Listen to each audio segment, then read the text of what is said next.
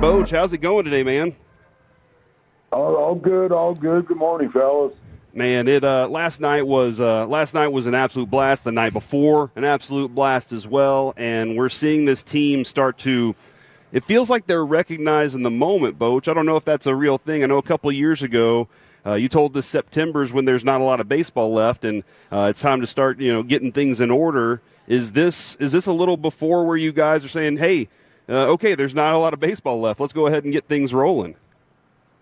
Well, I think they all know what's at stake. I mean, we got some ground to make up, and all these games are important. And even though we had a tough road trip, I thought we really did a good job of fighting, trying to get back in games that we got behind. Sure, we lost some tough ones, but then come home and have two great wins like this. Hopefully, that builds some momentum, and we do get on a good roll. That's all it's going to take. Is there a pitcher that you can compare to Nate that you've seen in your career with this type of, like, the way he goes to the mound, the intensity he goes up there with, the just kind of the trust that you have in him whenever you send him up there? Gosh, I've had some good ones. Yeah. Just thinking through it, that pitches with his style, a four-pitch guy. I think of Jake Peavy. Jake had that same kind of focus and intensity. He was a good one, but Bumgarner, but he was left-handed. He's just unique in the fact that he's got four pitches and he uses all of them. He's pretty balanced with using the four against all the hitters. He doesn't get in the pattern, and just remarkable control. Those things are it's a rare deal. That's why his numbers are what they are. And then you look at the man, and how competitive he is, how intense he is with every pitch. He just never drifts mentally out there. Skip, you gave me you almost gave me PTSD when you mentioned Madison Bumgarner when your Giants took care of my Royals back in 2014. So I don't want to think too much about that. But let me ask you this. And Josh Young was on our program yesterday and was talking about and didn't really want to get into it too much about having to be sent back to the minors and get his mind right. You've made some really tough calls this year as far as moving Simeon up and down the lineup, giving Adolis 5 days off. Josh Young, Jake Berger. What are those conversations like when you sit down with these guys and try to explain to them, like, look, this is for the benefit of not just you, but the team as well?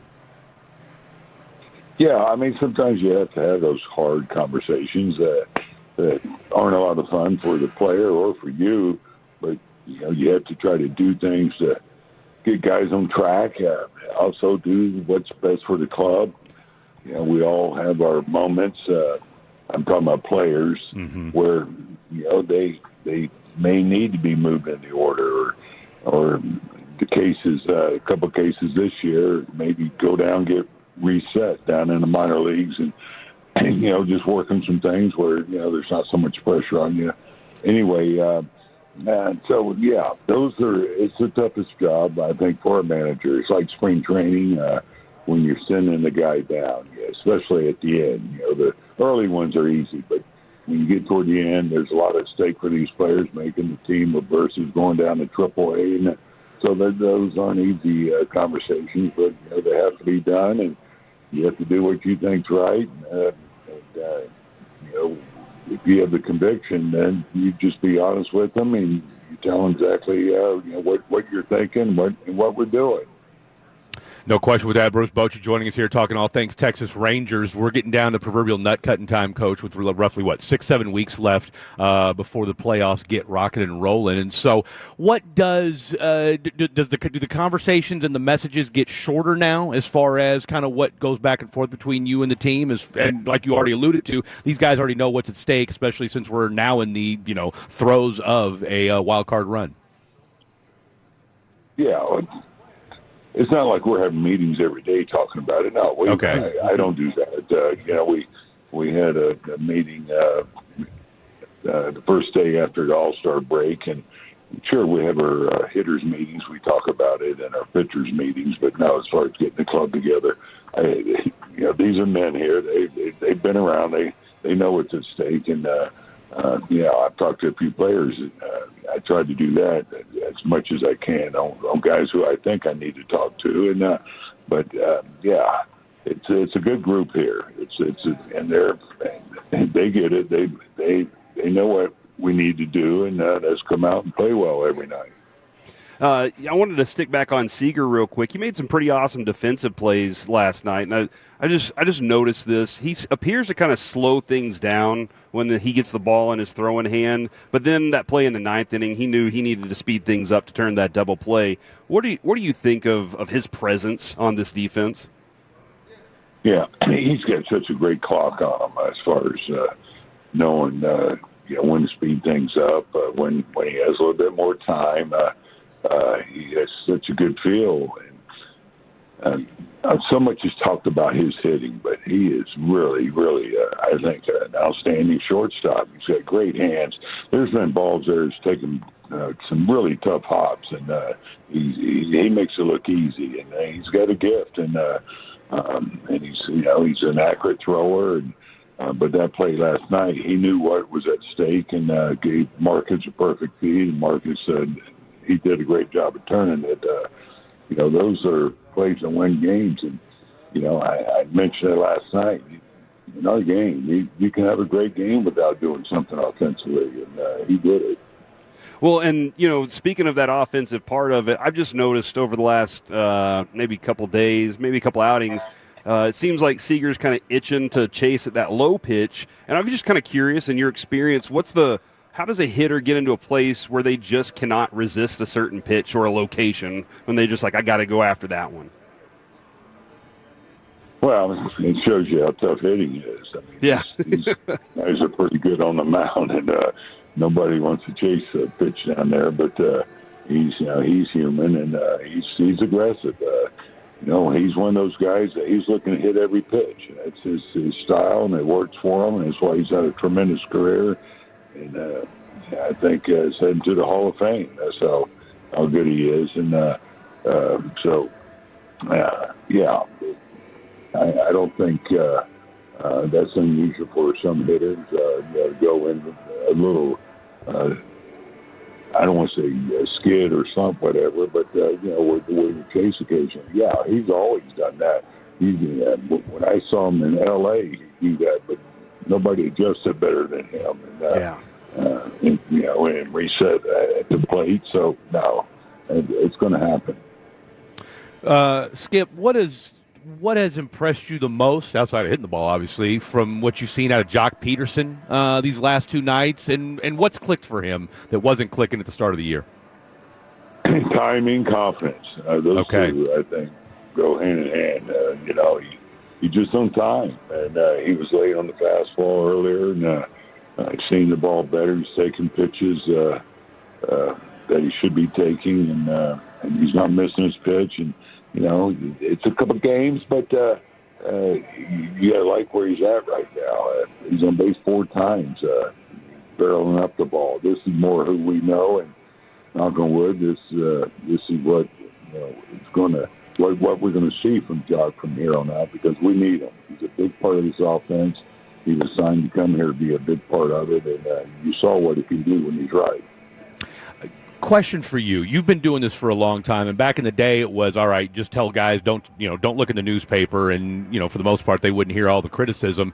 Now with social media and folks being able to get real-time information and criticism 24/7, 365, how do you have that conversation with a guy like a Joc Pederson who has caught his fair share of flack considering what people expected out of him?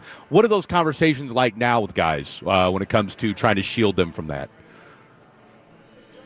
Yeah, again, as you mentioned, with the social media, these guys know everything going on. They hear everything. Right. So, yeah, and, we talked a couple days ago, and we brought in some pitchers that could provide some live batting practice for him, and so he did hit off of a right-hander the day he hit the pitch. pinch hit home run. And I just talked about he's been missing reps more than anything with the injury. And we rushed him back. I said, that's on us, but we felt like your presence was needed. But right now we need to ramp it up a little bit and start facing some live pitching so we can get this timing back on track a little bit sooner. Well, I didn't know it would happen that night. Nobody did. And ended up hitting a home run that tied the game in the ninth. And, of course, with the game he had yesterday. But the guy can hit. He can flat out hit. But sometimes you do lose a little confidence. And you're trying to figure out what's going on. And he's been trying everything. But sometimes you can just over-clutter your thinking there a little bit. And I think that's part of the case. He's been trying too hard. Boch, I heard Steelers coach Mike Tomlin once say you always want to be a team on the rise, and I'm sure you guys always look at that mountain. You're always kind of climbing, trying to get better at things. Would you rather be like an underdog or a front runner whenever you're in the season? Do you like chasing from behind and going after them and scaring people, or do you like saying, come get us? Well, if I had my choice, I'd say come get us. That would be an easy one. But it's, to your point, it's not bad being the underdog, especially when you get to the postseason. It can take a little pressure off you. I think that's how some clubs look at it when they're not underdog. We're playing with house money. Nobody expects us to win, but we have nothing to lose. We just go out there and lay it all out there on the field. But no, I think without question, I think most people would want to be a front runner. Skip, get you out of here with this. We've talked a lot about the closer situation, and again, you've been very adamant about, look, we're going to throw certain guys out there. With Garcia and the scapula issue, is Curvelo somebody that we might see getting more opportunities to close out games moving forward? Yeah, he could be in the mix. We'll see where we're at. It's funny when that closer is in it's by committee. A lot of names come out. Right. A couple of days ago, it was John Gray should close, and now Curvelo, he's throwing the ball well. Yeah, we have some good candidates. So I think that's a good thing. The fact that you would mention him, and because you look at what Phil did last night. Yep. And, these guys, Danny, they're all doing a nice job. Armstrong's doing a good job. Garcia, he's still in the mix. These are nice arms that are used to pitching high leverage spots there. And so, I'd love his stuff. You're right. You get 95, 96 with really good breaking ball, good changeup. Those are good pitches on left-handers too. So he's a neutral guy. And what I mean by that, he gets both the lefties and righties out. Boch, thank you very much for your time. Really appreciate it. Go have a fantastic game today, and let's hopefully get those brooms out. All right, guys. Thanks. Good talking with you.